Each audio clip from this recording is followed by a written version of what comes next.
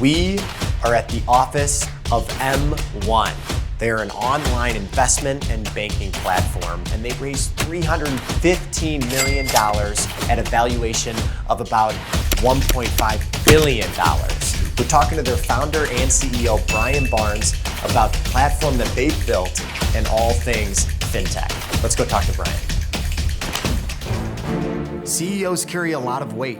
They manage businesses, people, expectations of stakeholders, and so much more. I want to hear their story. How was it testifying in front of Congress? What are some things that you look out for when evaluating a company? Rock and roll, yeah, I want to see. I'm on a journey to learn and get to know top business leaders. I think everybody thinks that they want to be a CEO. I didn't get into this to be a CEO. What are the risks? I want you to hold this under your tongue. And how do we de-risk that? I'm Will Salvi, Thank you for your business. and this is the CEO series.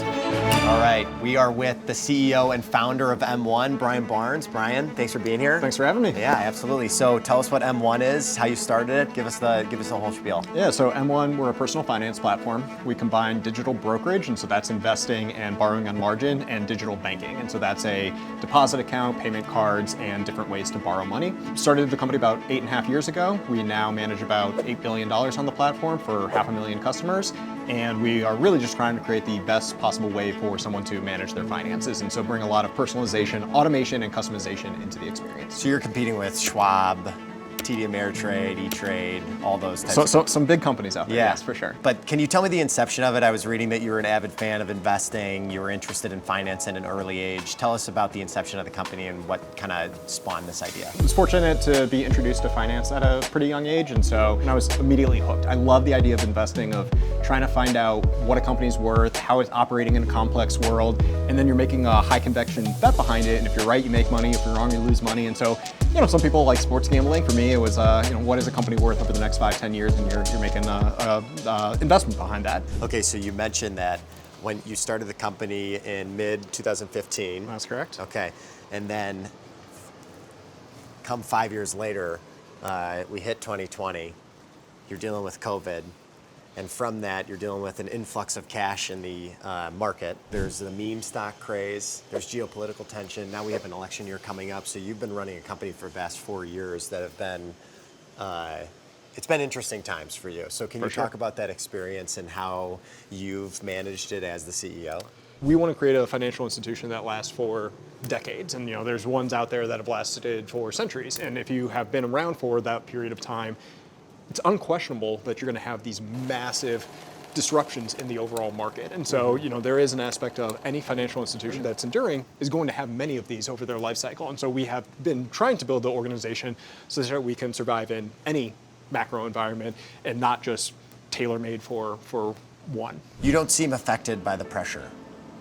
I think I am calm on the outside. No, the entrepreneurship quote I love is the highs are high, the lows are low, and they're 10 minutes apart. And there are times where you think you're taking over the world, you're going to be on cover of magazines and all this stuff. You're going to be on the CEO series? Hey, if you make it to a great degree, that's where you end up. And then there are times where you're like, what the hell am I doing? I took all this money, I convinced people to quit their jobs and join me. I'm competing against the Schwabs of the world. Like, man, they're gonna outspend me. And so you have all of those fluctuations, and I think the stewing in that does nothing. And so there is an aspect of just maintaining your emotions and saying, how can you actually allocate your time productively is sort of how I orient myself. And so trying not to get wrapped up in the highs and lows, I think is at least it's been a good attribute that I've had as I've built the organization. So I'll start it off. Hopefully it's a good shot. We'll see.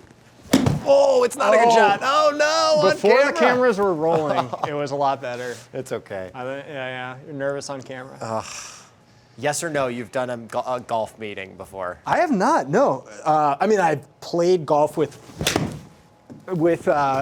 colleagues and colleagues peers, and done that kind of stuff, but this is truthfully first time I'm in this simulator room.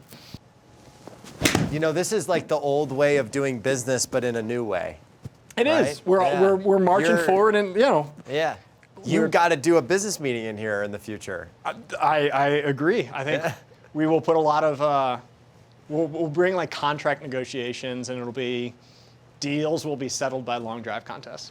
How was your role changed through the beginning of M1 to now? You had mentioned that you had a short period of time where you raised a small amount of money, and then there was an even shorter period of time where you raised like $190 million. The way I describe like a founder more than the CEO of a tech company is you're both the most senior and most junior person at the company, where you get to set direction and strategy and things like that. And then any area where there is not someone dedicated for that role, it's on you to fill the gaps. And so, I would say I like played CEO from, 8 a.m. to 11 a.m. and then I played most junior analyst from 11 a.m. to midnight every night, and sort of just like running around and trying to add value where you can.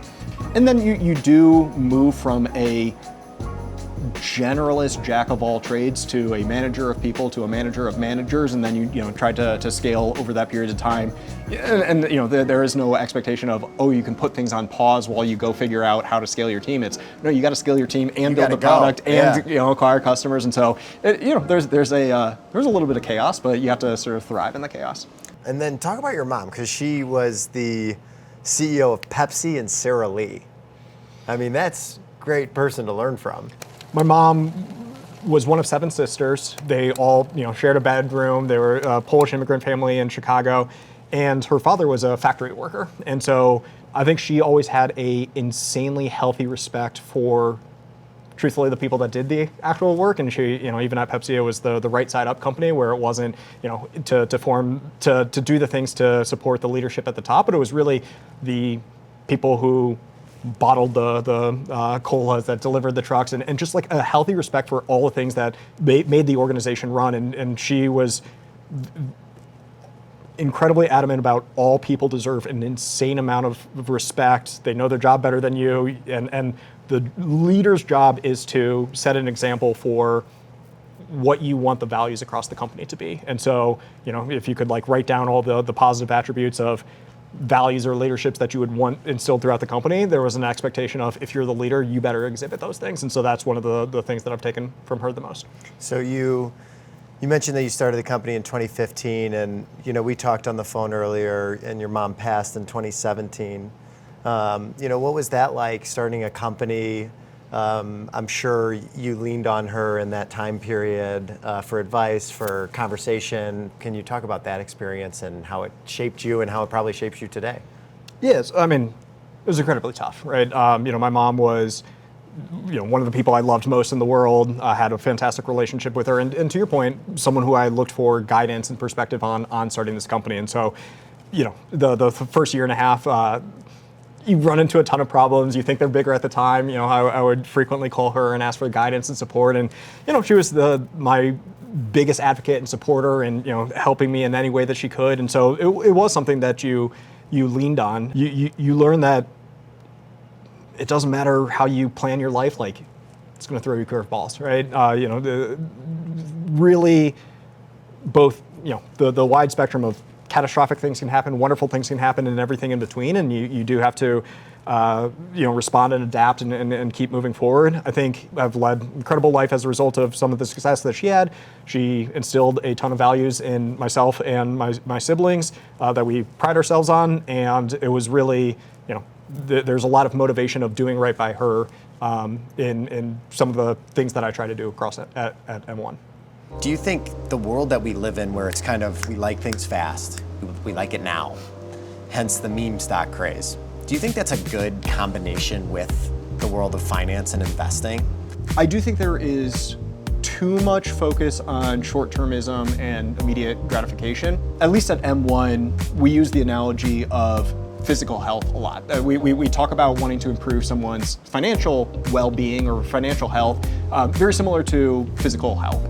You don't get fat by eating something bad once. You don't get fit by exercising once. You get the long-term outcomes by doing the right things consistently over incredibly long periods of time.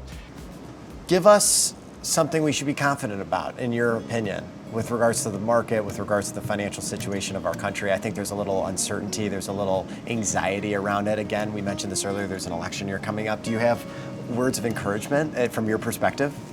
Yes, and it sort of goes back to that zoom out perspective that life today is just infinitely better than any period in time. Like if you could teleport, to any period in time, if you could be born at any point in time, like I would put a high degree of confidence that 2024 is the best year in history, despite all the turmoil that we get on a day-to-day basis. That like you go back 100 years and like life's not that good. You don't want to get a fever. No, exactly. Yeah, like any health issue. I mean, I think we are going to be entering a world of material abundance over the next 10, 20, 30 years. I think standards of living are going to massively increase. I think health is going to increase at a rapid clip. So I am insanely optimistic. I think the news, They have an incentive. They have an incentive to negativity stings more than slow positivity. They're incentivized to tell you all the things that are wrong with the world now, not what is